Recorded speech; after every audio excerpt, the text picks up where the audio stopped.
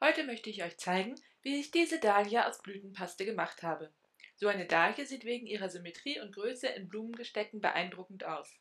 Leider ist sie relativ zeitaufwendig und gar nicht so einfach herzustellen. Man braucht zwar keine komplizierten Techniken, aber es ist eine ganz schöne Fummelei, die einzelnen Blütenröhrchen auszurichten und zusammenzukleben. Daher sollte man so eine Blüte reichlich vor dem Termin für die Torte beginnen. Bei mir war die Dahlie Bestandteil dieser Hochzeitstorte. Rezepte für Blütenpaste und weitere Ideen rund um Torten und Motivtorten findet ihr wie immer auf meinem Blog Ofenkieker. Ich freue mich auf euren Besuch. Um die einzelnen Blütenröhrchen der Dahlie herzustellen, verwende ich dieses Set für eine Rose. Es besteht aus 5 tropfenförmigen Ausstechern von etwa 2 bis 4 cm Länge. Dann brauche ich noch Margeritenausstechern in 2 Größen, einmal 2,5 und einmal ca. 3,5 cm im Durchmesser. Zum Ausrollen der Blütenpaste benutze ich meinen kleinen Ausrollstab. Um den Blütenröhrchen eine natürliche Struktur zu geben, verwende ich einen Rosenblattvellner. Dann brauche ich noch ein Balltool mit einer kleinen und einem mittelgroßen Ende sowie das Messertool. Zum Kleben benutze ich einen Pinsel. Außerdem brauche ich noch ein festes Schaumstoffpad und etwas Stärke. Die Stärke habe ich hier in einen neuen Feinstrumpf gefüllt. So kann man besonders fein dosiert die Arbeitsfläche abpudern.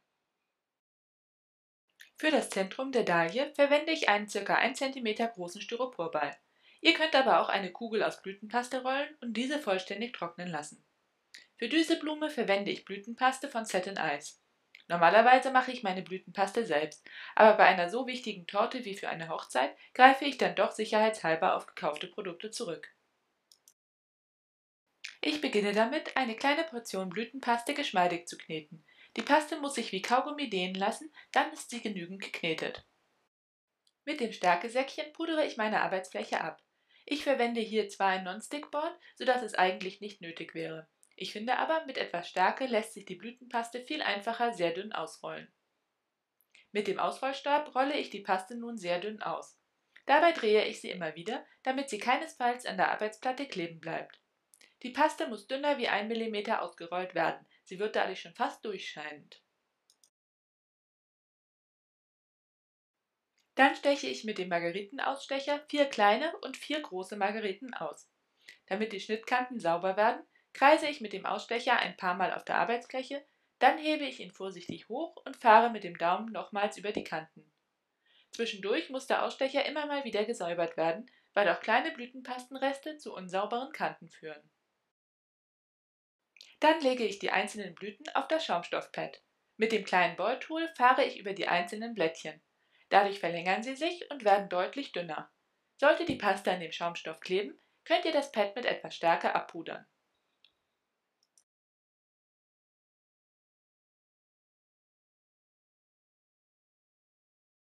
Mit einem Pinsel trage ich ganz wenig Wasser in die Mitte der Blüte auf.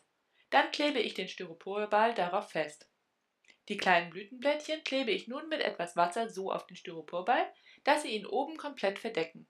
Es kann sein, dass die Blättchen dabei abreißen, dann kann man sie aber einfach wieder passend ankleben.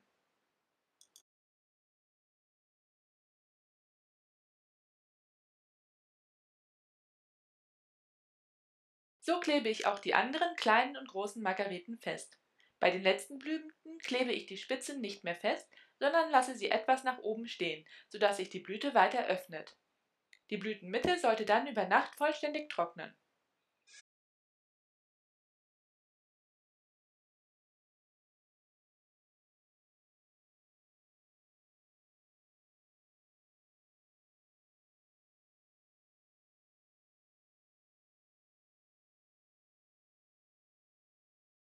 Nun steche ich die kleinen Plättchen für die Blütenröhrchen aus. Auch dafür kreise ich erst etwas auf der Arbeitsfläche, säubere dann den Rand mit dem Daumen und lege schließlich die Blättchen zur Seite. Am besten legt man die kleinen Blättchen auf ein Brettchen und bedeckt es mit Folie, sodass die Blütenpaste nicht austrocknet. Auf diese Art und Weise kann man gleich alle Blütenblätter vorher ausstechen und sie so vorbereiten. Entsprechend steche ich auch die anderen Blütenblättchen mit den anderen, größeren Ausstechern aus.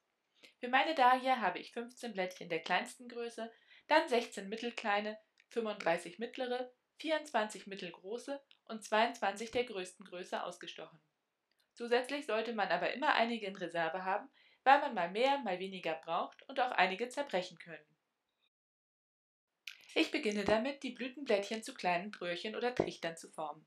Als erstes lege ich 3 Blättchen auf mein Schaumstoffpad und dünne den Rand mit Hilfe des Balltools aus. Dafür lege ich den Ball des Werkzeuges halb auf die Blütenpaste, halb auf den Schaumstoff und fahre ein paar Mal um den Rand des Blättchens rundherum. So wird der Rand schön dünn und glatt. Das gleiche mache ich auch mit den anderen beiden Blättchen. Ich habe für mich festgestellt, dass ich mit 3 Blättchen zur Zeit immer ganz gut arbeiten könnt. Ihr könnt natürlich auch weniger oder mehr nehmen, je nachdem wie schnell ihr seid. Wichtig ist halt, dass die Blütenpaste in der Zeit nicht zu sehr austrocknet.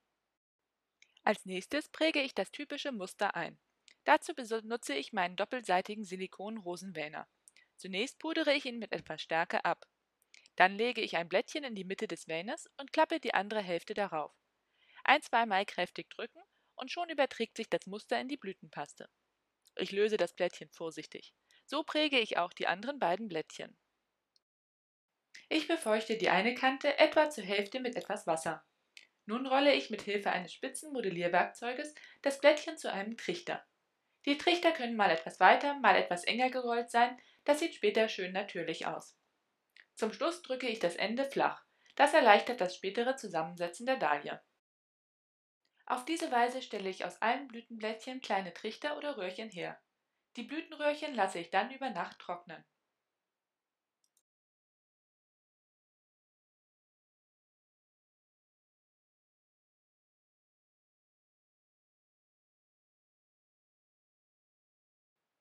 Nun geht es an das Zusammenbauen der Dahlie. Dafür stelle ich mir erstmal einen starken Kleber her.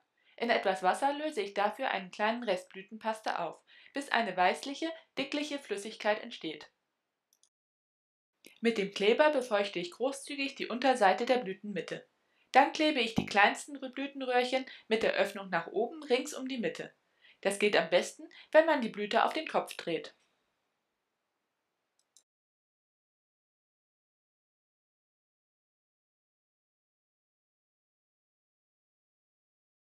Was nun an der ganzen Geschichte etwas fummelig ist, ist sicherzustellen, dass die Blütenröhrchen auch wirklich kleben bleiben. Für mich hat es am besten funktioniert, wenn ich sowohl die Blütenröhrchen unten an der Spitze als auch die Blütenmitte großzügig mit Kleber bestrichen habe und das ein paar Minuten habe einwirken lassen. So werden die Röhrchen unten wieder etwas weich und lassen sich besser platzieren. Nachdem ich die erste Runde angeklebt habe, lasse ich die Blüte etwa 30 Minuten antrocknen. Dadurch wird der Kleber so fest, dass die Röhrchen am Platz bleiben, aber sich dennoch etwas verrücken lassen. Anschließend drücke ich die Röhrchen so hin, dass sie möglichst kreisförmig angeordnet sind. Es kann sein, dass man dafür noch ein Röhrchen entfernen muss oder ein weiteres hinzufügen muss.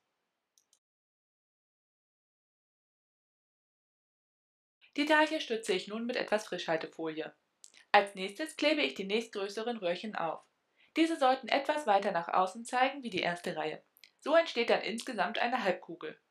Dafür befeuchte ich wieder die Röhrchen und die Blüte mit Kleber, lasse alles einige Minuten weich werden und klebe dann die Röhrchen an.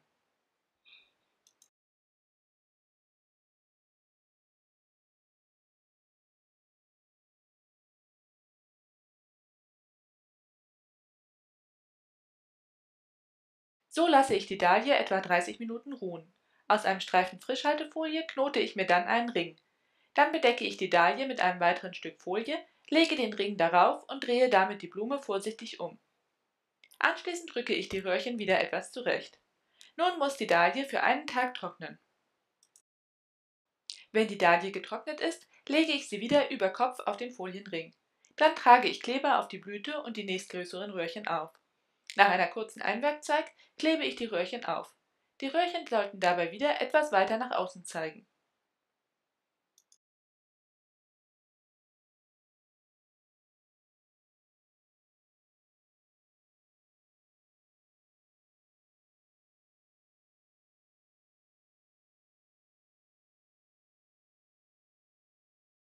Anschließend klebe ich eine zweite Reihe mit derselben Größe Röhrchen auf.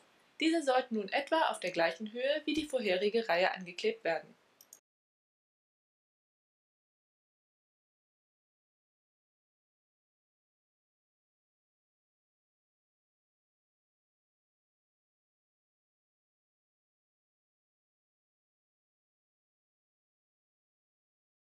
Ich lasse die Blüte etwa 30 Minuten ruhen.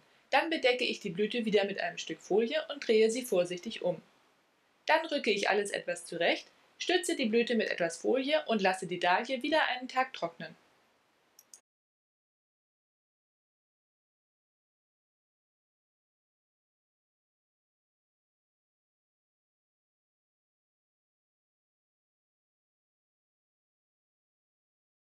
Am nächsten Tag drehe ich die Dahlie wieder um und klebe nun die letzten zwei Reihen, nämlich die mittelgroßen und die ganz großen Röhrchen auf. Diese sollten wieder etwas weiter nach innen geklebt werden, sodass dann insgesamt eine Kugelform entsteht. Wieder lasse ich die Blüte etwa 30 Minuten antrocknen. Dann gebe ich in die Mitte etwas geknüllte Folie und bedecke alles mit einem Stück Folie. So drehe ich die Dahlie wieder um und rücke dann wiederum alles zurecht. Anschließend muss die Dahlie wieder einen Tag trocknen.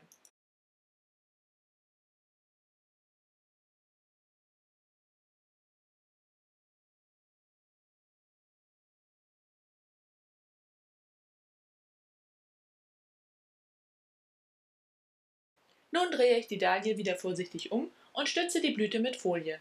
Anschließend entferne ich vorsichtig die Folie in der Mitte.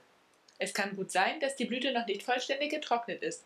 Daher sollte man aufpassen, mit der Folie nicht ein paar Röhrchen zu entfernen. Einen Rest Blütenpaste verklete ich nun mit Wasser, bis die Masse sehr weich und klebrig ist.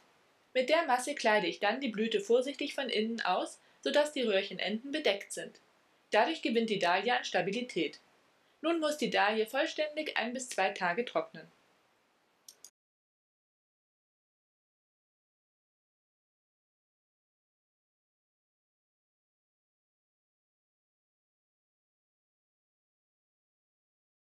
Ich habe mich entschieden, eine gelbe Dahlie zu machen.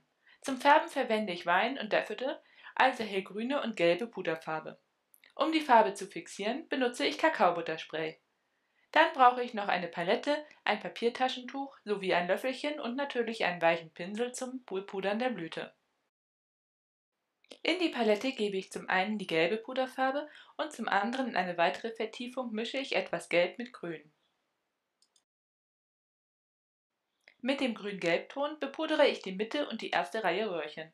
Nach außen hin verwende ich zunehmend reines Gelb. Ganz außen bin ich mit der Farbe dann sehr sparsam, sodass die äußeren Röhrchen hauptsächlich weiß sind. Dabei trage ich die Farbe möglichst tief mittig in den Röhrchen auf und achte darauf, dass sie einigermaßen gleichmäßig verteilt ist.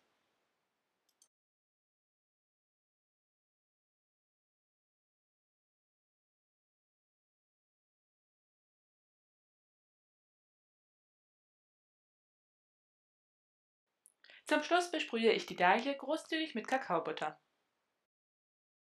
Ihr könnt die Farbe auch fixieren, indem ihr die Blüte einige Sekunden in heißem Wasserdampf haltet. Allerdings muss die Blüte danach wieder vollständig trocknen. Ich finde außerdem, dass die Kakaobutter noch eine kleine Schutzschicht gibt und einen besonders natürlichen, sanften Glanz erzeugt.